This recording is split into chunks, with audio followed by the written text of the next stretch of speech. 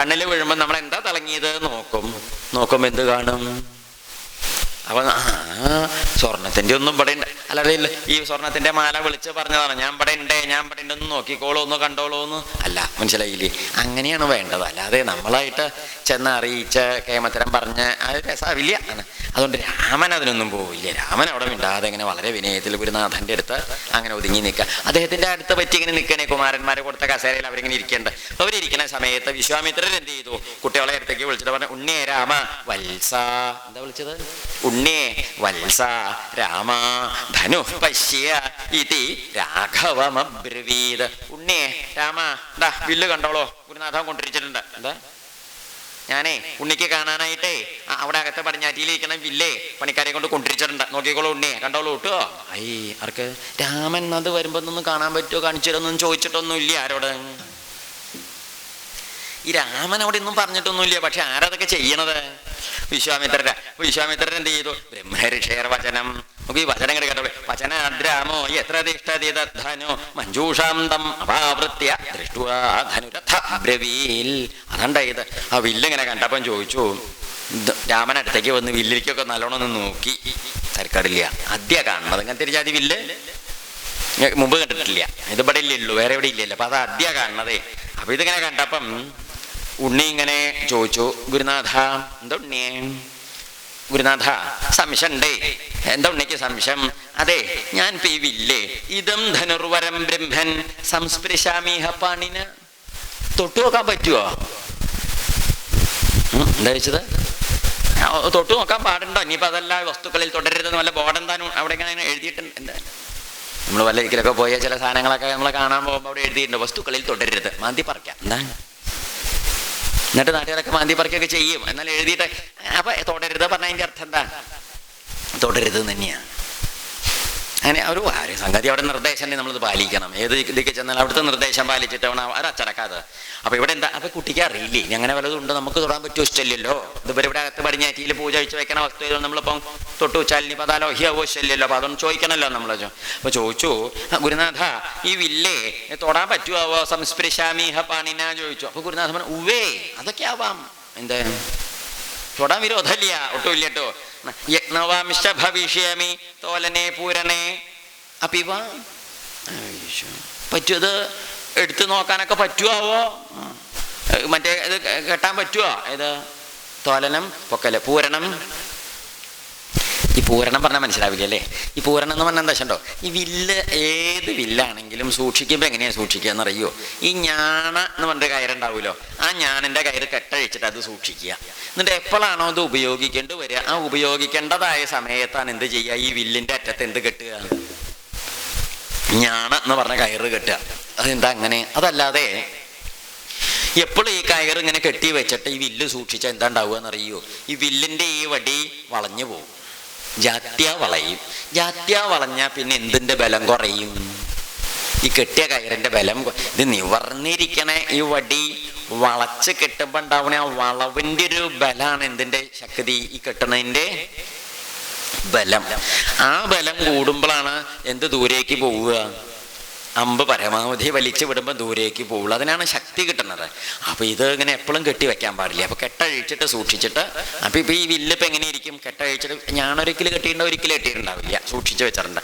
അപ്പോൾ അതുകൊണ്ട് ഈ വില്ല് എടുക്കാൻ പറ്റുമാവോ? ഞാനൊന്ന് വേണമെങ്കിൽ എടുത്ത് നോക്കാം ഗുരുനാഥ, എന്താവോ അതിൻ്റെ വിദ്യ എങ്ങനെയാണാവോ ചോദിച്ചു. അപ്പോൾ ഇത് കേട്ടപ്പം ഗുരുനാഥനോടാ ചോദിച്ചത്, ഞാനൊന്ന് തൊട്ടോട്ടെയോ?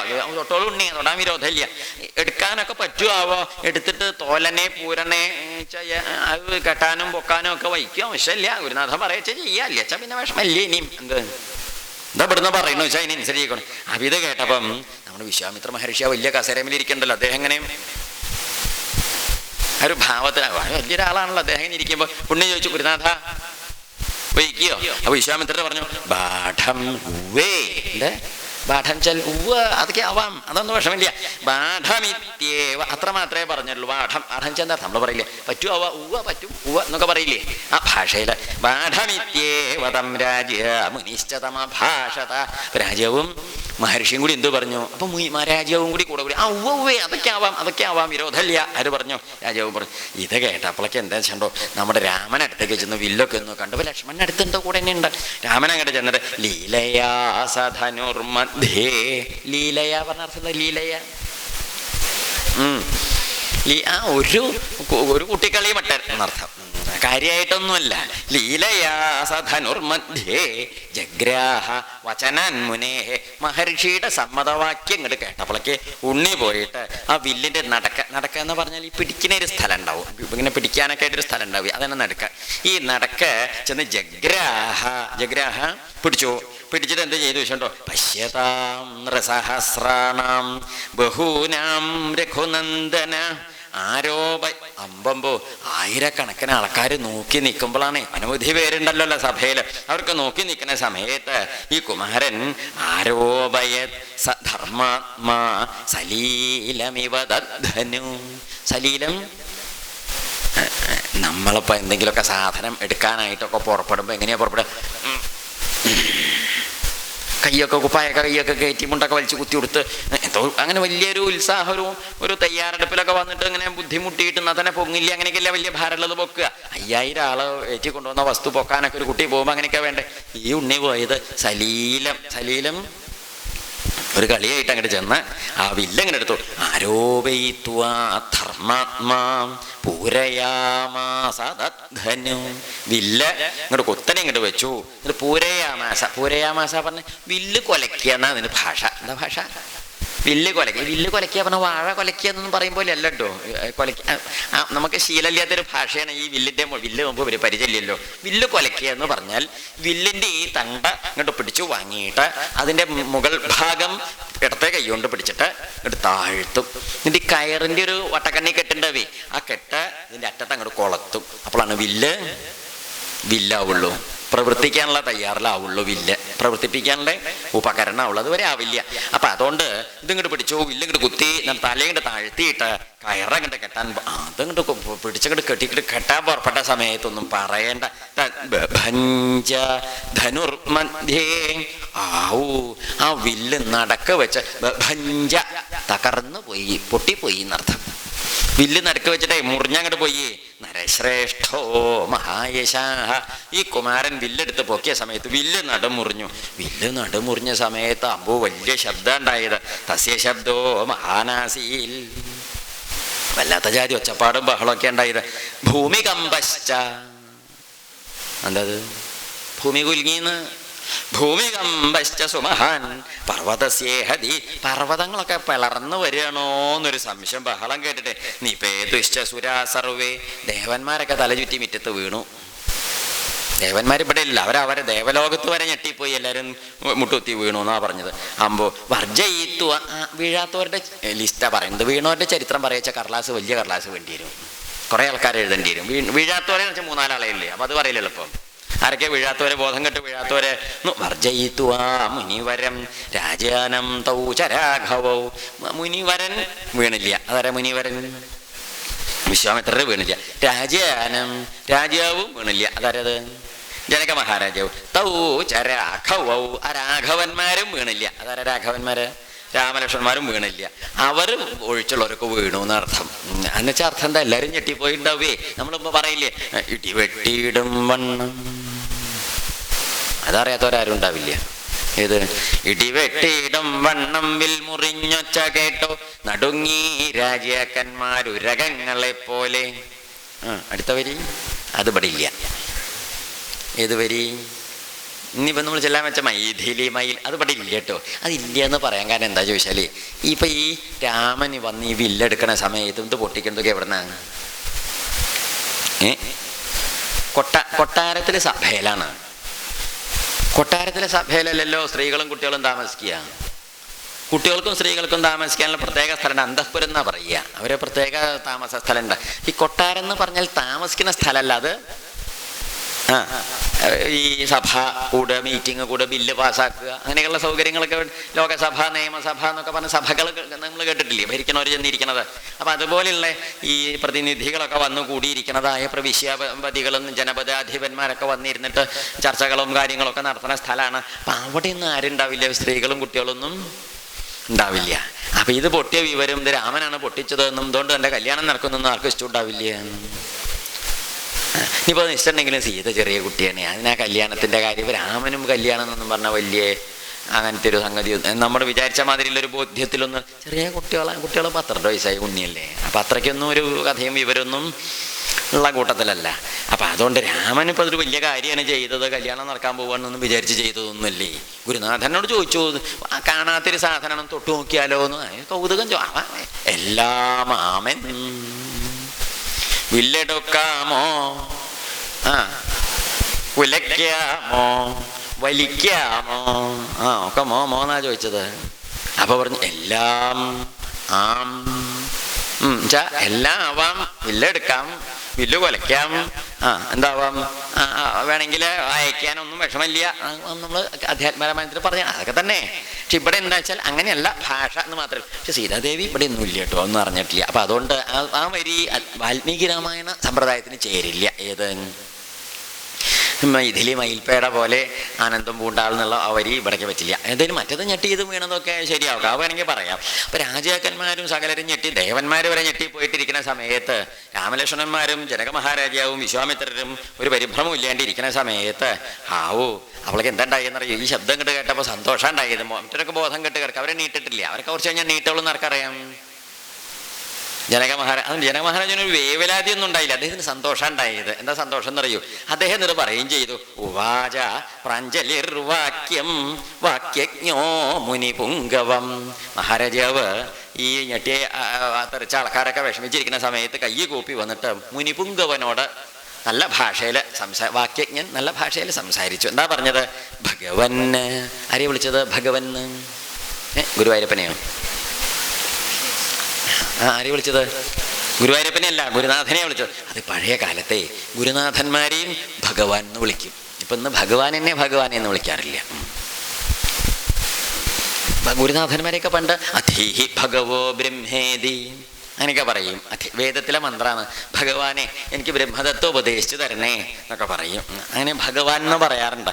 ഭഗവാൻ എന്ന് പറഞ്ഞാൽ ഭഗമുള്ളവൻ ഭഗവാൻ എന്നാ പറയുക. ഭഗവാൻ എന്ന് 6 സമ്പ്രദായത്തിലുള്ള ചില പ്രത്യേക സമ്പ്രദായങ്ങളൊക്കെ ഉള്ളതാണ്. എന്ത് ഈ പറയണേ? ഐശ്വര്യസ്യ, സമഗ്രസ്യ, വീര്യസ്യ, യശസ്ശ്രിയ, ജ്ഞാനവിജ്ഞാനയോശ്ചൈവ ഷണ്ണാം ഭഗ ഇതീരിണ എന്ന് പറയും. ഈ 6 എണ്ണാണ് ഭഗം. ഏതൊക്കെയത്? ഐശ്വര്യസ്യ സമഗ്രസ്യ, സമഗ്രമായ ഐശ്വര്യം, വീര്യസ്യ വീര്യം, യശസ യശസ്, ശ്രിയ ശ്രീ, ഇപ്പം 4 പിന്നെയോ ജ്ഞാന വിജ്ഞാന യോശ്ചൈവ, ജ്ഞാനവും വിജ്ഞാനവും. ഈ 6 എണ്ണം ചേർന്നാൽ അതിനെന്ത് പറയും? ഷണ്ണാം 6 എണ്ണത്തിൻ്റെ കൂട്ടത്തിന് ഭഗ ഇതീരിണ, ഭഗം എന്ന് പറയും. ഈ ഭഗം ഉള്ള ആളെ എന്ത് പറയും? ഭഗം അസ്യ അസ്തി ഇതി ഭഗവാൻ, ധനം അസ്യ അസ്തി ഇതി ധനവാൻ, സൗന്ദര്യം അസ്യ അസ്തി ഇതി, എന്തായാലും ഉണ്ടാത്തത് സൗന്ദര്യവാൻ, ബുദ്ധി അസ്യ അസ്തി ഇതി, ബുദ്ധിവാനല്ല ബുദ്ധിമാൻ. മനസ്സിലായില്ലേ? അപ്പൊ അതുള്ള ആള് എന്നുള്ള അർത്ഥം. ഭഗ ഉള്ള ആള് ഭഗവാൻ, ധന ഉള്ള ആള് ധനവാൻ. മനസ്സിലായില്ലേ? ഓരോന്നിനെ അതുള്ള ആളുകളെയാണ് അങ്ങനെ പരാമർശത്തിൽ പറയുക. ഇവിടെ എന്താണെന്നാണെങ്കിൽ ഈ ഭഗം ഉള്ളവരായതുകൊണ്ട് ഈ ഗുരുനാഥന്മാരെയൊക്കെ എന്ത് വിളിക്കാം? ഭഗവാൻ. അതുകൊണ്ടാണ് വിശ്വാമിത്രരെ എന്ത് വിളിച്ചത്? ഇത് കേൾക്കുമ്പോൾ തെറ്റിദ്ധരിക്കണ്ട, അങ്ങനെയാണ്. അങ്ങനെയൊക്കെ ഉണ്ട് പണ്ട്. നമ്മുടെ നാട്ടിൽ ഇതൊക്കെ അർത്ഥം പറയേണ്ടതായിട്ട് വരുന്നത് എന്തുകൊണ്ടാണെന്നറിയോ? ഇങ്ങനെയുള്ള സമ്പ്രദായങ്ങളൊന്നും ഇല്ല. അതുകൊണ്ടാണ് ഇങ്ങനത്തെ ഒരു ശൈലിയും സംസ്കാരവും സമ്പ്രദായവും നമ്മുടെ നാട്ടിലുണ്ടെങ്കിൽ ഇതൊന്നും വിശദീകരിക്കേണ്ട ഒരു കാര്യമില്ല. എന്ത് ചെയ്താൽ മതി? വാൽമീകി രാമായണം ഈ ലവകുശന്മാര് രാജ്യസഭയിലും ബ്രാഹ്മണരുടെയും ക്ഷത്രിയരുടെയും വൈശ്യരുടെയും ശൂദ്രരുടെയും സജ്ജനങ്ങളുടെയും സഭയില് പാടി എന്ന് പറഞ്ഞപ്പോൾ അതിന്റെ മലയാളത്തിലോ ഹിന്ദിയിലോ ഇംഗ്ലീഷിലോ അർത്ഥം പറഞ്ഞ് പാടി എന്നൊന്നും പറഞ്ഞിട്ടില്ല. അവർ വെറുതെ പാടിയിട്ടേ ഉള്ളൂ. ഇപ്പൊ മാമ്പഴം എന്നുള്ള കവിത നമ്മുടെ നാട്ടിൽ അർത്ഥം പറഞ്ഞിട്ടാ ചൊല്ലുന്നത്. കവിത ചൊല്ലുന്ന ആള് ആണോ? വേണ്ട, അദ്ദേഹം 6ാമത്തെ ഭ്രാന്തൻ. അങ്ങോട്ട് വെറുതെ ചെല്ലിയാൽ മതി. നമ്മളപ്പോഴേക്ക് എന്ത് ചെയ്യും? അല്ലാണ്ട് അങ്ങോട്ട് ആസ്വദിക്കും. എന്തുകൊണ്ട്? പഠിച്ച നമ്മുടെ മാതൃഭാഷയിൽ നമ്മൾക്ക് നല്ലോണം പ്രാപ്തിയുള്ള ഭാഷയിൽ ആ പദ്യം കവിത ഉണ്ടാക്കിയതുകൊണ്ട് അത് നന്നായി ചെല്ലുമ്പോൾ നമുക്ക് വേറൊരു സഹായം ഇല്ലാതെ അർത്ഥം മനസ്സിലാവുകൊണ്ട് എന്തുണ്ടാവണു? ആസ്വദിക്കാനും പറ്റണു. അപ്പം അന്നത്തെ കാലത്ത് ആളുകൾക്ക് ഈ സംസ്കൃതമൊക്കെ നല്ല വശമുള്ളതുകൊണ്ട് അത് ആളുകൾ പറയണ ഭാഷ ഏതുകൊണ്ടും എന്തില്ല, ഇന്നത്തെ മാതിരി നമ്മുടെ മാതിരി അർത്ഥം പറയേണ്ടതായ ബുദ്ധിമുട്ട് ഒന്നില്ല. ഇല്ലെങ്കിലും ഇനിയും കാലം കഴിയുമ്പോൾ ഇപ്പം നമ്മൾ ഒരു 25 കൊല്ലം മുമ്പ് അർത്ഥം പറയുമ്പം പറയാത്ത ചിലതിൻ്റെയൊക്കെ അർത്ഥം ഇപ്പം പറയേണ്ടി വരും. എന്താ കാരണം? ആ തലമുറയിലെ നിശ്ചലോരല്ലല്ലോ പിന്നെയും തലമുറ മാറിയില്ലേ. അപ്പോൾ ചിലതൊന്നും നിശ്ചയില്ലാത്തൊരിപ്പോഴും ഉണ്ടാവും. ഇപ്പം ഇതൊക്കെ ഇങ്ങനെയൊക്കെ തന്നെ പറഞ്ഞാലും ചിലതൊന്നും മനസ്സിലാവാത്തൊരിപ്പോഴും ഉണ്ടാവും. കുറ്റല്ല, എന്താ വെച്ചാൽ അവർക്ക് ആ ഒരു എന്താ പറയുക, ആ ഒരു ചില സാധനങ്ങളെ കുറിച്ച് ബോധ്യമുണ്ടാവും. ചില ടേംസ്, ചിലർത്ഥം ചില സങ്കേതങ്ങളെന്ന് അതിനെ പറയുക. ചില ഇപ്പം നമ്മളിപ്പോൾ വിരക്തി, ഭക്തി, ജ്ഞാനം എന്നൊക്കെ പറഞ്ഞ ചില സങ്കേതങ്ങളാണ്. സങ്കേതം വെച്ചാൽ ചില പ്രത്യേക ടെക്നിക്കൽ ടേംസ് ആണ്. അതൊക്കെ ചിലപ്പോൾ മനസ്സിലാക്കാൻ അതിനെക്കുറിച്ച് പരിചയമില്ലെങ്കിൽ മനസ്സിലാക്കി. ഇപ്പം കമ്പ്യൂട്ടർ പഠിച്ച കൂട്ടർ അതിനെ കുറിച്ച് ചിലതൊക്കെ പറയും. നമ്മൾ എന്ത് ചെയ്യും? നമുക്ക് മനസ്സിലാവില്ല. ഇതിനെക്കുറിച്ച് നമ്മൾ പലതും പറയും, അത് കമ്പ്യൂട്ടറുകാരൻ അവന് മനസ്സിലാവില്ല. അവൻ എന്താ വെച്ചാൽ നമ്മളിപ്പോൾ പ്രവർത്തിക്കുന്നതും പഠിച്ചതും ധാരാളമായിട്ട് പരിചയപ്പെട്ടതും ധാരാളമായിട്ട് പ്രയോഗമായിട്ട് നടക്കുന്നതും ആയതിനെ കുറിച്ച് നമുക്ക് നല്ല വിവരം ഉണ്ടാവും. ഇപ്പോൾ പണിക്ക് വരണ ഒരാശാരി പറയില്ല, ഓരോ കാര്യങ്ങൾ പറയും, അവരോരോ കാര്യങ്ങൾ നമുക്ക് മനസ്സിലാവുമോ? മനസ്സിലാവില്ല എന്നല്ല, അത് അവർ തമ്മിൽ പറയും, അവർക്ക് നല്ലോണം മനസ്സിലാവണതാണ്. നമ്മൾ ചോദിക്കും, എന്താ അപ്പം അങ്ങ് പറഞ്ഞത്? അതാ അളക്കണതിൻ്റെ കാര്യം ആവുമല്ലോ. നമ്മൾ വലിയ കോളേജിലൊക്കെ പഠിച്ചിട്ടുണ്ട്, പക്ഷെ ഇത് ഇവരോട് ചോദിച്ചാൽ തന്നെ വേണം. ഇത് ശരിയല്ലേ? അങ്ങനെ ഓരോരോ മേഖലയിൽ പ്രവർത്തിക്കുന്നവർക്ക് അവരവരുടേതായ ചില സാങ്കേതിക പ്രയോഗങ്ങൾ ഉണ്ടാവും. അതെല്ലാ മേഖലയിലും ഉണ്ടാവും, തെറ്റായിട്ട് പറയില്ല. ആ മേഖലയിൽ ഇരിക്കുന്നവർക്ക് അത് മനസ്സിലാക്കാനും വേഗം സാധിക്കും. മനസ്സിലാവണില്ലേ? അതാണ്. അപ്പം ഇവിടെ എന്താ വെച്ചാൽ ഈ ഭാഷയൊക്കെ കുറെ കാലം കഴിയുമ്പോൾ നമ്മുടെ കയ്യിൽ നിന്ന് പോകുമല്ലോ. അങ്ങനെ പോകുകൊണ്ടാണ് ഇതൊക്കെ വിശദീകരിക്കേണ്ടതായിട്ടൊക്കെ വരണത്. അപ്പം ഭഗവാൻ എന്നുള്ള വാക്ക് അതുകൊണ്ടപ്പം വിശദീകരിച്ചത്. ഭഗമുള്ളവൻ ഭഗവാൻ ഗുരുനാഥനെയാണ് ഉദ്ദേശിച്ചത്. ഗുരുനാഥൻ ആര്? വിശ്വാമിത്ര മഹർഷി. ആ വിശ്വാമിത്ര മഹർഷി എന്ത് ചെയ്തു? നല്ലോണം ഭഗവൻ ദൃഷ്ടവീര്യോ മേ രാമോ ദശരഥാത്മജ അങ്ങ് പറഞ്ഞ ഈ കിടാവ് ഉണ്ണിയില്ലേ, മിടുക്കൻ രാജാവിന്റെ മകനെ, ദശരഥ മഹാരാജാവിന്റെ മകൻ. ദൃഷ്ടവീര്യ എന്താണ്? ദൃഷ്ടവീര്യൻ ചെന്നർത്ഥം രാമന്റെ മിടുക്കപ്പം ഞാൻ കണ്ടു. ഇപ്പൊ കുറച്ചു നേരത്തെ ആണെങ്കിലോ ശ്രുതവീര്യനായിരുന്നു. എന്താ ശ്രുതവീര്യൻ? ഇദ്ദേഹം പറഞ്ഞ് കേട്ട ആ ഒരു വിവരമൊക്കെ ഉണ്ടായിരുന്നു. ഇപ്പം ഇനി പറഞ്ഞ് കേൾക്കണമെന്നില്ല. എന്തായി? കണ്ടറിഞ്ഞു. ഒരു സംഗതി കണ്ടറിഞ്ഞാൽ പിന്നെ നമുക്കത് കേട്ടറിയേണ്ട കാര്യമില്ല. ഇപ്പൊ ഒരു ഇതിലൊരു അടിപിടി ഉണ്ടായി, നമ്മൾ നല്ലോണം കണ്ടു. ആരെ അടിച്ചു എന്നൊക്കെ കൃത്യമായിട്ട് കണ്ടു. അതിൻ്റെ ഇടയ്ക്ക് ഒരു അടി നമുക്ക് കിട്ടിയിട്ടുണ്ട്, എന്നാൽ നമ്മൾ കണ്ടു എല്ലാം. അല്ല, അടുത്ത് നിന്ന് നോക്കിയതുകൊണ്ടാണ് വെടുപ്പായിട്ട് കാണാൻ പറ്റി. അപ്പൊ നമ്മളിതൊക്കെ കണ്ടിട്ട് ഇങ്ങനെ വരുമ്പോഴാണ് ഏതോ ഒരുത്തൻ എവിടെയോ അങ്ങാടിയിൽ നിന്നോ പറഞ്ഞു കേട്ട വിവരമായിട്ട് അടുക്കളയിൽ നിന്ന് ഇങ്ങനെ വർണ്ണിക്കണ്ട. അപ്പൊ നമ്മൾ എന്ത് ചെയ്യില്ല? അത് കേൾക്കാൻ നമ്മൾ നിൽക്കില്ല. എന്തുകൊണ്ട്? നമുക്കപ്പോൾ ഇത് തലോടാനേ നേരം ഉണ്ടാവില്ല. എന്ത്? നമ്മൾ അത്ര അടുത്തിരുന്ന് കേട്ടതാണേ, കണ്ടതല്ലേ നമ്മൾ. അപ്പൊ നമ്മൾ നേരെ കണ്ട് സൂക്ഷ്മമായിട്ട് മനസ്സിലാക്കിയ ഒരു കാര്യത്തെക്കുറിച്ച് പിന്നെ കേട്ട ഒരുത്തന്റെ വിശദീകരണം നമ്മൾക്ക് എന്താവില്ല? പ്രമാണാവില്ല. അപ്പൊ അങ്ങിപ്പോ പറഞ്ഞ രാമനുണ്ണിയില്ലേ, ഇനിയിപ്പോ ഉണ്ണിയെ കുറിച്ചൊന്നും പറയണ്ട. ഞാൻ കണ്ടു. എന്ത് കണ്ടു? മിടുക്ക്. ഇജാതിരി വില്ല 5000 ആളെ ചുക്കവെള്ളം കുടിച്ച് കൊണ്ടുവന്ന് ചക്രം വെച്ച വണ്ടിയിൽ 8 ചക്രാണേ. ആ വണ്ടിയിൽ കൊണ്ടുവന്നു വില്ല നേരത്തെ കൈകൊണ്ട് അങ്ങോട്ടും ഇങ്ങോട്ടും നോക്കിയിട്ട് ഗുരുനാഥ നമ്മളാച്ചാലോ വില്ലുമ്മയ്ക്ക് നോക്കി എന്നൊക്കെ പറഞ്ഞ് കുലുക്കി മറിച്ച മുണ്ടൊക്കെ ചീത്തയാക്കി എന്തൊക്കെ ചെയ്യണമല്ലേ? ആലോചിച്ച് നോക്കൂ. ഇത് ഒരു പരാക്രമം ഉണ്ടായില്ല, ഒരു വെപ്രാളല്ല, ഒരു പരിഭ്രമമില്ല, ഒരു ശക്തി എടുക്കലുണ്ടായില്ല. ലീലയാന്ന് 2 ദിക്കിലാ പറഞ്ഞത്. എന്താണ്? സലീലം എന്നുണ്ട്, ലീലയാന്നുണ്ട്. എങ്ങനെ അത്ര നേരം പോക്ക് പോലെ എടുത്തത്? അതിന്റെ അർത്ഥം എന്താ? രാമൻ ഇതൊക്കെ ഇത്രേ ഉള്ളൂ. ഇത് രാമൻ ഇതൊന്നും ഒരു കൈക്കേ ഇല്ലെന്ന്, അത്രയ്ക്കേ ഉള്ളൂ. നിസാര സംഗതിയല്ലേ, അത്രയ്ക്കേ ഉള്ളൂ. അപ്പൊ അതുകൊണ്ട് ഒരു കാര്യമില്ല, വളരെ നിസാരമായിട്ട് എടുത്തത്. അതുകൊണ്ട് എനിക്കൊരു സന്തോഷം പറയാനുണ്ട്. ജനകാനാം ഈ കാര്യം ചിന്തിക്കുമ്പോഴേ അത്യത്ഭുതമചിന്യം ച, അത്ഭുതമല്ലാതെ അത്യത്ഭുതമാണേ. അത്ഭുതം വെച്ചാൽ എന്താ പറയുക? എങ്ങനെ ഒരു അത്ഭുതം വേറെ ഇല്ല. നോക്കൂ, തർക്കിതമിതം നയ, രണ്ടാമതൊരു ചിന്തയ്ക്ക് വകുപ്പില്ല. അത്രയ്ക്ക് വലിയ അത്ഭുതം. ഈ അത്ഭുതം എപ്പോഴാണ് ഉണ്ടാവുക? അത്ഭുതം ഉണ്ടാവുക എപ്പോഴാ? മുമ്പ് നമ്മൾ നടന്ന് കാണാത്തൊരു സംഗതി നടന്ന് കാണുമ്പോഴല്ലേ അത്ഭുതം തോന്നുന്നത്. എന്നും നടക്കണ ഒരു സംഗതി നടന്ന് കാണുമ്പോ എന്തുണ്ടാവില്ല? അത്ഭുതം ഉണ്ടാവുമോ? ഉണ്ടാവില്ല. ഇപ്പൊ ഒരു വിമാനം നമ്മൾ മുറ്റത്ത് അങ്ങോട്ട് ഇറങ്ങി, അത്ഭുതം കൊണ്ട് വയ്യ. എന്താ കാരണം? നമ്മുടെ മുറ്റം വിമാനത്താവളാച്ചാൽ അതുണ്ടാവുമോ? എന്നും ഇങ്ങനെ 2, 3, 4, 5, 8, 10 ഒക്കെ വന്ന് ഇറങ്ങിയും കയറിയും പോകുക വെച്ചാൽ ഒന്നും തോന്നില്ല. ആദ്യമായിട്ട് വരുമ്പോഴൊക്കെ ഒരല്ല. അപ്പൊ ആദ്യമായിട്ടൊരു പുതുമയായിട്ടൊരു സംഗതി നടക്കുമ്പോൾ ഇതുവരെ ആർക്കും പറ്റില്ല എന്ന് വിചാരിച്ചൊരു സംഗതിയാണ് വളരെ ലളിതമായ രീതിയിൽ ആര് ചെയ്തത്? രാമൻ ചെയ്തത്. അപ്പൊ അതുകൊണ്ട് വലിയ സന്തോഷമായി. ഞാൻ അങ്ങോട്ട് പറയണം, മഹർഷീശ്വര ജനകാനം കുലേ കീർത്തിം ആഹരിഷ്യതി മേ സുത. അതുകൊണ്ട് എൻ്റെ മകള് ജനകവംശത്തിന് പേരുണ്ടാക്കും എന്നൊക്കെ തോന്നണത് ആര് പറഞ്ഞു? ജനകൻ പറഞ്ഞു, സീതാ ഭർത്താരമാസാദ്യ രാമം ദശരഥാത്മജം. അങ്ങനെ ദശരഥാത്മജനായ രാമനെ ഭർത്താവായിട്ട് നേടിയാൽ ഈ ജനകവംശത്തിന് എന്തു വരും? അതോടെ കീർത്തി, സൽപ്പേര് നല്ലോണം ആവും. ഞാനാച്ചാ സത്യപ്രതിജ്ഞ ചെയ്തിട്ടുണ്ട് മുമ്പ്. എങ്ങനെ? വീര്യശുൽക്കയാണ് കുട്ടിന്ന്. വീര്യശുൽക്ക പറഞ്ഞ ഈ വില്ലെടുത്ത് പൊക്കി ഞാണ കെട്ടി കൊലച്ച് അമ്പയക്കാൻ പ്രാപ്തനാവണവനെ ആരേ കൊടുക്കുള്ളൂ എന്നാ പറഞ്ഞത്? മകളെ കൊടുക്കുള്ളൂ എന്നാ പറഞ്ഞത്. ഇതുവരെ ഒരാൾക്ക് എന്തിനു പറ്റിയിട്ടില്ല? ഈ ഒരു പണി പറ്റിയിട്ടില്ല കേട്ടോ. ഭവതേനുമതേ ബ്രഹ്മൻ ശീഘ്രം ഗച്ഛന്തു മന്ത്രിണ മമ കൗശിക ഭദ്രം തേ അയോധ്യാം ത്വരിതം ത്വരിതാരഥൈഹി. അതുകൊണ്ട് ഞാൻ അങ്ങോട്ട് അനുവാദം ചോദിക്കുകയാണ്. ദശരഥ മഹാരാജാവിനെയും അവിടെ ഉള്ളവരെയും കൂട്ടിക്കൊണ്ടുവരാനും അറിയിക്കാനും ആളെ അയക്കല്ലേ? വിശ്വാമിത്രരുടെ അനുവാദം വേണം. അതൊരു ചോദിച്ചോ. അങ്ങനെ അങ്ങോട്ട് ഞാൻ ചോദിക്കുകയാണേ, ഭവതോനുമത്തെ ഭവതോ, അങ്ങയുടെ അനുവാദം ഉണ്ടോ? അതിന് ഞങ്ങൾക്ക് അങ്ങനെ ചെയ്യാൻ വയ്ക്കുക. ജനകന്റെ ഒരു വിനയം നോക്കൂലേ? അദ്ദേഹത്തിന് എന്ത് ചെയ്യാ? ഇനിയിപ്പോ ആരുടെ ആവശ്യമില്ല. ഈ കല്യാണം കഴിഞ്ഞു, മകന്റെയും അന്യനാട്ടിലെ കുട്ടിയുടെയും കൂടി കല്യാണം കഴിഞ്ഞു. കല്യാണം കഴിഞ്ഞാൽ പിന്നെ കല്യാണം ഉണ്ടാക്കിയ വല്യമ്മയെ നമ്മൾ ഓർക്കുമോ? നല്ല മരുകളാച്ചാൽ തീരെ ഓർക്കില്ല. ഇത് മറ്റേ ജാതി വെച്ചാൽ അമ്മായിയെ തന്നെ ഓർക്കുള്ളൂ. എന്താ കാരണം? മനസ്സിലാവണില്ലേ? അപ്പൊ അതവിടെ പറഞ്ഞതേ. സാധാരണ അങ്ങനെ ലോകത്ത് പതിവ്. പക്ഷേ തന്റെ കാര്യം നേരിയായി, തന്റെ മകളുടെ വിവാഹത്തിന്റെ കാര്യം നേരിയായി നിരീച്ചിൽ ആരെയും ഉപേക്ഷിച്ചില്ല, മറന്നില്ല. ഇദ്ദേഹമാണ് അതിനൊക്കെ ഒരു ഹേതു. ഈ മഹർഷി അദ്ദേഹത്തിന് ഈ ഉണ്ണിയെ ഇവിടേക്ക് കൂട്ടിക്കൊണ്ടുവന്നതാണ്. ഇതിനെന്നെയാ വിരിക്കും. നമുക്ക് ഇഷ്ടമുണ്ട്. ഈ മഹർഷിമാരൊക്കെ നമ്മൾ കണ്ടതിന്റെ അപ്പുറത്തൊക്കെ നോക്കി കാണുന്ന ആൾക്കാരാണ്. നമുക്ക് ഇഷ്ടമില്ലല്ലോ. വലിയ ബഹുമാനമായി പോയി.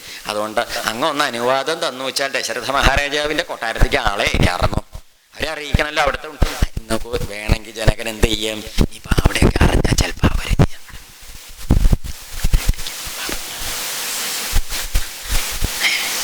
കണ്ടോ കള്ളത്തരം. കല്യാണം അങ്ങോട്ട് കഴിപ്പിക്കുക. എന്നിട്ട് നമുക്ക് എന്ത് ചെയ്യാം? അപ്പൊ അത് പറഞ്ഞാ പോരെ. ഇപ്പൊ എന്താ അങ്ങനെ തോന്നിയോ? അന്തസ്സാണ് ആര് കാണിച്ചത്? മകള് തൻ്റെ മകളാ. തനിക്ക് തൻ്റെ കുട്ടിയെക്കുറിച്ചുള്ള മാതിരി ഉള്ള സങ്കല്പനങ്ങളും മോഹങ്ങളും ഒക്കെ ആർക്കും ഉണ്ടാവും? കുട്ടിയുടെ അച്ഛനും ഉണ്ടാവില്ലേ? അപ്പൊ അതിനൊരു ബഹുമാനം കൊടുക്കണ്ടേ? അപ്പൊ അദ്ദേഹത്തെ അറിയിക്കുക. അദ്ദേഹം എന്താ പറയണമെന്ന് നോക്കുക. അവർക്ക് ഇഷ്ടാവുമോ? നിശ്ചല്യ. ഇഷ്ടമാണെന്ന് വെച്ചാൽ തന്നെ എങ്ങനെയാ വേണ്ടതെന്നൊക്കെ ചോദിച്ചറിഞ്ഞിട്ട് വേണ്ട കുട്ടികളുടെ കാര്യം തീരുമാനിക്കാൻ. അപ്പൊ അത് ചെയ്യണമെങ്കിൽ ആദ്യം ആരുടെ അനുവാദം വേണം? വിശ്വാമിത്രര് മഹാത്മാവ്, അദ്ദേഹമാണ് ഇതിനൊക്കെ കാരണക്കാരനെ. അപ്പൊ ഗുരുനാഥ, നമ്മൾ അങ്ങനെ ചെയ്താൽ വിരോധാവുക. എന്താ അപ്പൊ അങ്ങനെ അഭിപ്രായം? ഇങ്ങനെ തോന്നുകയാണേ. അപ്പോ അഭിപ്രായം ചോദിച്ചു. വിശ്വാമിത്രര് അത് കേട്ടപ്പോ എന്താണ്ടായിച്ചാൽ, മമ കൗശിക ഭദ്രന്തേ. കൗശിക മഹർഷേ, നന്നായി. അയോധ്യയിലേക്ക് ആള് പോകുമല്ലേ, എന്താ സമയം കളയണ്ടല്ലോ അല്ലേ? എങ്ങനെ അങ്ങയുടെ വർത്തമാനം ചോദിച്ചു. അപ്പൊ രാജാവിന്റെ വർത്തമാനം കേട്ടപ്പം ആയിക്കോട്ടെ. അദ്ദേഹം പറഞ്ഞു, വേഗം പോയിട്ട് അറിയിച്ചോളൂ. കാര്യം നമ്മൾക്ക് വേഗം നടക്കട്ടെ. നല്ല നല്ല കാര്യങ്ങളൊക്കെ വേഗം നടക്കണമല്ലോ. അപ്പൊ ജനക മഹാരാജാവിന്റെ വർത്തമാനം കേട്ടപ്പോഴേക്ക് ഇപ്പൊ ഈ കിങ്കരന്മാര്, അതായത് ദൂത് പറയാനായിട്ട് പോവില്ലേ, വിവരങ്ങളൊക്കെ പറയാൻ പോണ ദൂതന്മാര് എന്ത് ചെയ്തു? പറഞ്ഞയച്ചു. അവരോട് പറഞ്ഞു, ശീഘ്രം നിവേദ്യത. നിങ്ങൾ അവിടെ എവിടെയും ചായയൊന്നും കുടിച്ച് നിൽക്കരുത്. എന്താ അങ്ങാടിയിലെ വല്ല തട്ടുകടയുടെ മുമ്പിൽ നിന്ന് ചൊറിഞ്ഞും കുത്തി നിന്ന് നേരെ കളയരുത്. എന്ത് ചെയ്യണം? ശീഘ്രം നിവേദ്യത. വേഗം പോയി പറയണം. എന്താ? രാജ്ഞോ ദൂതാൻ നോ ജനകസ്യ. ജനക മഹാരാജാവിന്റെ ദൂതന്മാരാണ് ഞങ്ങളെന്നൊക്കെ പറഞ്ഞ കാര്യങ്ങളൊക്കെ വേഗം പോയിട്ട് പറയൂ എന്ന് പറഞ്ഞു. ഇത് കേട്ടപ്പോഴൊക്കെ ഈ ദൂതന്മാര് ക്ഷണം കൊണ്ട് വേഗം ബദ്ധാഞ്ജലി പൊട്ട സർവേ കയ്യ് കൂപ്പി തൊഴുത് രാജാവിൻ്റെ അടുത്ത് അനുവാദം വാങ്ങിയിട്ട് അവർ വേഗം പോവുകയും ചെയ്തു. പോയപ്പോഴാണ് എന്താണെങ്കിൽ രാജാവിൻ്റെ ഈ വർത്തമാനം കേട്ട രാജസിംഹ മഹാസത്വ രഘുശ്രേഷ്ഠ പരന്തപ മൈഥിലോചനകോ രാജ പറയേണ്ട വാക്യം ഇതാണ്. അവിടെ ചെന്ന് പോയി നിങ്ങൾ എന്ത് പറയണം? രാജശ്രേഷ്ഠ എന്താ വിളിക്കേണ്ടത്? രാജസിംഹ എന്നാ വിളിച്ചത്. ആരെ രാജസിംഹ എന്ന് വിളിച്ചത്? രാജസിംഹൻ ദശരഥനെ വിളിക്കാൻ പറഞ്ഞ പേരാണ്. അവിടെ ചെന്ന് ഞാൻ പറഞ്ഞതായിട്ട് പറയണം. എന്താ? രാജസിംഹനായ മഹാത്മാവേ, വലിയ കേമനാണല്ലോ അങ്ങ്. മഹാസത്വൻ, മഹാസത്വൻ മഹാപ്രഭാവശാലിയാണ്. രഘുശ്രേഷ്ഠ, രഘുകുലോത്തമനായ മഹാത്മാവേ, അങ്ങ് എന്ത് ചെയ്യണം? എനിക്ക് ഉണ്ടായി ഇവിടെ. അപ്പൊ അതുകൊണ്ട് ഇവിടുത്തെ കുട്ടിയെ സീതാമണ കുട്ടിയുണ്ട്, അതിനെ ആ മകനെ കൊടുക്കണം എന്നാണ് നിരീക്കുന്നത്. അപ്പൊ അതില് അങ്ങയുടെ ഒരു അഭിപ്രായം, അങ്ങയുടെ സമ്മതോ വിസമ്മതോ എന്താ വെച്ചാൽ അതൊക്കെ ഒന്ന് അറിയണം. സമ്മതാച്ചാൽ അങ്ങ് സപരിവാരം ഇവിടേക്ക് വരണം. എൻ്റെ പ്രത്യേകം ഹൃദയം കൊണ്ടുള്ള ക്ഷണിക്കലുണ്ട്, അതങ്ങ് മനസ്സിരുത്തിയിട്ട് വേണ്ട മാതിരി ചെയ്യണം. അതുകൊണ്ട് മുഹുർ മുഹുർ മധുരയ, വീണ്ടും വീണ്ടും ഞാൻ സ്നേഹത്തോടെ ചോദിക്കുകയാണ്. എന്താണ് മുഹുർ മുഹുർ? വീണ്ടും വീണ്ടും സ്നേഹസംയുക്തയാകിര, ആ സ്നേഹം നിറഞ്ഞ വാക്കുകൊണ്ട് ജനകസ്ത്വം മഹാരാജ പൃച്ഛതേ സപുരസരം. ജനകൻ അങ്ങോട്ട് ചോദിക്കുകയാണ്. ജനകന്റെ വാക്ക് ഇത് പറഞ്ഞയക്കാനുള്ള വാക്കാണേ. ആരോട് പറഞ്ഞയക്കാൻ? ഈ ദൂതന്മാര് വശം. എന്തല്ലേ ജനക മഹാരാജാവിൻ്റെ ഒക്കെ ഒരു വിനയും ഒരു ആ സ്ഥാനത്തിരിക്കുമ്പോഴും അവരുടെ ആ ഒരു പ്രാപ്തിയും വിനയും ഇതൊക്കെ ആയിട്ട് ഒന്നും പറയണ്ട. ഈ കുമാരന്മാരങ്ങനെ ഇവിടെ എത്തിയെന്നും അങ്ങനെ അവിടെ ചെന്ന് ജനകന്റെ കൊട്ടാരത്തിൽ ഇപ്പോൾ വില്ലിൻ്റെ കാര്യങ്ങളൊക്കെ ഉണ്ടായി എന്നൊക്കെ ഉള്ള വർത്തമാനങ്ങളെ വിശ്വാമിത്രന്റെ അനുജ്ഞയും വാങ്ങി ശതാനന്ദ മഹർഷിയുടെ അനുഗ്രഹവും വാങ്ങിയിട്ട് എന്ത് ചെയ്തു? ദൂതന്മാര് പോയി. ഈ ദൂതന്മാരുടെ വർത്തമാനം എവിടെ ചെന്നു? വസിഷ്ഠര്, വാമദേവര്, മന്ത്രിമാര് എല്ലാവരും ഇരിക്കണ കൂട്ടത്തിൽ രാജാവ് കൊണ്ട് നടുക്കിയിരിക്കണു. എവിടെ? ദശരഥ മഹാരാജാവ് ഇവരൊക്കെ നടക്കാനിരിക്കുന്നത്. അപ്പോഴാണ് ഈ ദൂതന്മാര് കയറി വരണത്.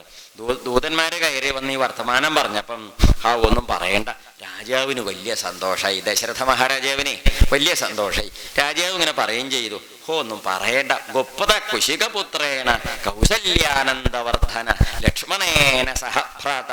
അമ്പോ ഒന്നും പറയണ്ട, വിദേഹേഷു വസത്യസൗ ആണത്രേ. നമ്മുടെ വിശ്വാമിത്ര മഹർഷിയുടെ കൂടെ പോയ കുട്ടികളെ മഹർഷിയുടെ രക്ഷയിലെ എവിടെ എത്തിയിരിക്കണു അത്രേ? മിഥിലയിലെത്തിയിത്രേ. അവിടെ വില്ലൊക്കെ പൊട്ടിച്ചൂത്രേ. അങ്ങനെയാണ് ഉണ്ടായിത്രേ. ആളുകളൊക്കെ ഞെട്ടിയിത്രേ. സുഖമായിട്ടിരിക്കണമെന്നാ കേട്ടോ. ആര് പറഞ്ഞു? മഹാരാജാവ് ജനകന്റെ വർത്തമാനം കേട്ട രാജാവ് സഭയിൽ വെച്ച് എല്ലാരും കേൾക്ക പറയണേ. അപ്പൊ അതുകൊണ്ട് ലക്ഷ്മണനും ഉണ്ട് ഇത്ര കൂടെ, കുട്ടി രണ്ടാളും ഉണ്ട്, ഉണ്ണികള് രണ്ടും കൂടി ഉണ്ടാവും അദ്ദേഹത്തിന്റെ കൂടെ. എന്താ അല്ലേ നമ്മുടെ കുശികപുത്രേന ഗുപ്തഃ, കുശികപുത്രനാണ് കുട്ടികളെ രക്ഷിച്ചിവിടെ എത്തിക്കണത്. കുശികപുത്രൻ വിശ്വാമിത്രരെ അദ്ദേഹനെ ദൃഷ്ടവീര്യസ്തോ ജനകേന മഹാത്മന. ജനകനെ ഉണ്ണിയുടെ മിടുക്കൊക്കെ കണ്ടു അത്രേ, ഈ വില്ലിലൊക്കെ ഉള്ള പരാക്രമേ അതല്ലേ പറയണത്. അതുകൊണ്ട് മകളെ ഇപ്പം കൊടുക്കുക എന്നാ പറയണത്. അപ്പൊ നമ്മളിപ്പം എന്താ വേണ്ടത്? ഗുരുനാഥന്മാരൊക്കെ ഒന്ന് ആലോചിക്കൂ. യതിവാ രോചതേ, ഇവിടേക്ക് ഒന്നും ആർക്കും ആലോചിക്കൊന്നും ഇല്ലല്ലോ. പോവാ എന്താ അല്ലെ? വസിഷ്ഠരോടൊക്കെ ചോദിക്കണേ. അദ്ദേഹം പറഞ്ഞിട്ടാ കുട്ടി അവിടേക്ക് വിട്ടത്. ഈ വസിഷ്ഠര് പറഞ്ഞിട്ടല്ലേ ഇപ്പം ഈ നന്മയൊക്കെ ഉണ്ടാവണത്. അതാണ് ഈ ഗുരുനാഥന്മാരുടെ വാക്ക്. എപ്പോഴും നമ്മൾ എന്ത് ചെയ്യണം? എടുക്കണം. ആ വിശ്വാമിത്രര് വന്നപ്പോൾ അവിടെ ഉണ്ടായി വെട്ടുമത്സപ്പാട് നമ്മൾ കണ്ടതല്ലേ. നിരപ്പം എന്താ വസിഷ്ഠരെ പറഞ്ഞ സാന്ത്വനപ്പെടുത്തി നേരെയൊക്കെ ആ പ്രശ്നങ്ങളൊക്കെ തീർത്തിട്ടാണ് പറഞ്ഞയച്ചത് എന്ന് പറയുകയും ചെയ്തു. അതുകൊണ്ട് എന്നാൽ നമുക്ക് എന്ത് ചെയ്യാം? അപ്പൊ എല്ലാരും പറഞ്ഞു, ഉവ്വേ രാജാവേ, അങ്ങനെ തന്നെ നന്നായി നന്നായി, അതൊക്കെ കേമായിയേ, എന്നാൽ നമുക്ക് പുറപ്പെടല്ലേ അങ്ങോട്ട് പുറപ്പെടും. പിന്നെന്താ സംശയം? പോവുക എല്ലാരും കൂടി പോവുക. പുരീം ഗച്ഛാമഹേ ശീഘ്രം മാഭൂൽ കാലസ്യ പര്യേയ. അതുകൊണ്ട് നമുക്ക് മിഥിലാപുരിയിലേക്ക് പോവാം. മാഭൂൽ കാലസ്യ പര്യേയ. കാലം അധികം കാലം സമയം നേരം കളയണ്ട. വെറുതെ നമ്മൾ അത് ഇതും പറഞ്ഞിരുന്ന് നേരം കളഞ്ഞിട്ട് കാര്യമില്ലല്ലോ. ഉള്ളത് വേഗം നടക്കട്ടെ, പോവുക, എല്ലാവർക്കും പോവുക. അപ്പൊ മന്ത്രിമാര് പറഞ്ഞു ബാഠം. എന്താ പറഞ്ഞത്? ബാഠം ചെന്ത അസലായി, നന്നായി, അങ്ങനെ തന്നെ ആവട്ടെ, ഗംഭീരം, അങ്ങനെ ആവട്ടെ നമുക്ക് പോവുക. അങ്ങനെ എല്ലാരും കൂടി എന്ത് ചെയ്തു? പുറപ്പെട്ടു. അങ്ങനെ അന്നത്തെ ദിവസം രാത്രി കഴിച്ചു കൂട്ടി പിറ്റേന്നാള് രാവിലെ ദശരഥ മഹാരാജാവിന് വലിയ സന്തോഷമായി. മക്കളുടെ വിവാഹകാര്യം ചിന്തിച്ചിരിക്കുമ്പോഴാണ് മഹർഷി ഒരു ഉച്ചയ്ക്ക് വന്നത് തന്നെയാണ്. കുട്ടി കുട്ടികളുടെ കല്യാണ കാര്യം രാജാവ് ചിന്തിച്ചിരിക്കുമ്പോഴല്ലേ വിശ്വാമിത്ര മഹർഷി വന്നതെന്നല്ലേ നമ്മൾ കേട്ടത്. അപ്പോഴല്ലേ ഇപ്പൊ ഇതിപ്പോ എന്താണ്ട് തേടിയ വള്ളി വീഴാതെ നോക്കിയാൽ മതി. വള്ളി ഏതായാലും തടഞ്ഞാൽ വീഴും. അപ്പം അതുകൊണ്ട് ഉദ്ദേശിച്ച് നടക്കണ വള്ളി ഏതാ നിശല്യാണ്ട് നടക്കുമ്പോഴാണ് കാലിൻ്റെ മുകളിൽ ചുറ്റിക്കിടക്കണ വള്ളി അത്രയും നമ്മൾ ഉദ്ദേശിച്ചതെന്ന് പറയുമ്പോൾ ഉണ്ടാവുന്ന ഒരു സുലഭമായിട്ട് നമ്മൾ ഉദ്ദേശിച്ച കാര്യം നടക്കുക എന്ന് പറഞ്ഞൊരു ഒരു സൗകര്യമില്ലേ, അതന്നെയാണ് ഉണ്ടായത്. രാജാവ് എല്ലാവരും കൂട്ടി ആരൊക്കെയാ പോയതെന്നറിയോ? ധനാധ്യക്ഷൻ, ധനമാതായ ധനാധ്യക്ഷൻ എന്താർത്ഥം? ധനകാര്യ വകുപ്പ് മന്ത്രി, ധനത്തിന്റെ ധനാധ്യക്ഷൻ. മാത്രല്ല ധനാധ്യക്ഷന്മാരെ മുമ്പിൽ പോട്ടെ, കാശൊക്കെ വേണേ, പണമൊക്കെ വേണ്ടിയില്ല. അപ്പൊ അതിന് അവരാദ്യം മുമ്പിൽ പോട്ടെ. പിന്നെ നാനാരത്ന സമന്വിത രത്നങ്ങള്, വൈരക്കല്ലുകള്, വിലപ്പെട്ടുള്ള വല്ല സാധനങ്ങളൊക്കെ ആയിട്ട് എല്ലാവരും മുമ്പിക്ക് പോട്ടെ. അപ്പൊ അത് പോരാ, ചതുരംഗ ബലം ചാപി, എന്തു പോണം? ചതുരംഗ സേനയും പോട്ടെ, ആകെ വേണം. അങ്ങനെയാണ്, ചതുരംഗ സേനയും കൂടി പോട്ടെ. ശിഖ്രം നിര്യാതു സർവശ, വേഗം പോട്ടെ മുമ്പിൽ എന്നും പറഞ്ഞു. ആരെ? ചതുരംഗ പട്ടാളം ഗംഭീരായിട്ട് പോട്ടെ. എന്റെ കൽപ്പനയാണ് രാജാവ്